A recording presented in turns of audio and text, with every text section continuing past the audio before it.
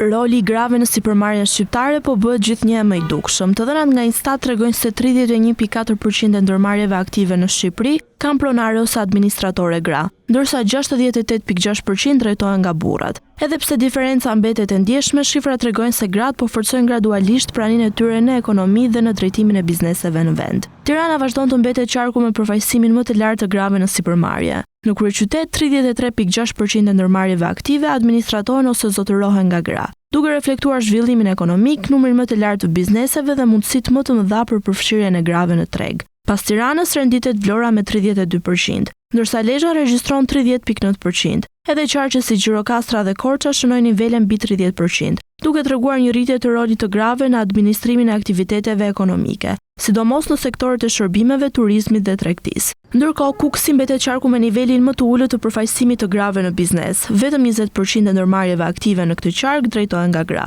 çka tregon se hendeku gjinor në sipërmarrje vijon të jetë i fortë në disa zona të vendit. Edhe Dibra mbetet nën mesataren kombëtare me 25.3%. Në qarqe të tjera si Durrësi, Elbasani, Fieri dhe Shkodra, pjesëmarrja e grave në biznes varion nga 28 deri në 29%, duke reflektuar një pranim më të konsoliduar, por ende jo të barabartë me burrat. Kjo rritje e pjesëmarrjes së grave në biznes mund të lidhet me zgjerimin e sektorit të shërbimeve, rritjen e numrit të bizneseve të vogla dhe familjare, si dhe me aksesin më të madh në teknologji dhe forma të reja të punësimit. Po ashtu, vitet e fundit është vënë re një tendencë më e fortë e grave drejt sipërmarrjeve në fusha si marketingu, turizmi, estetika, arsimi privat dhe tregtia online.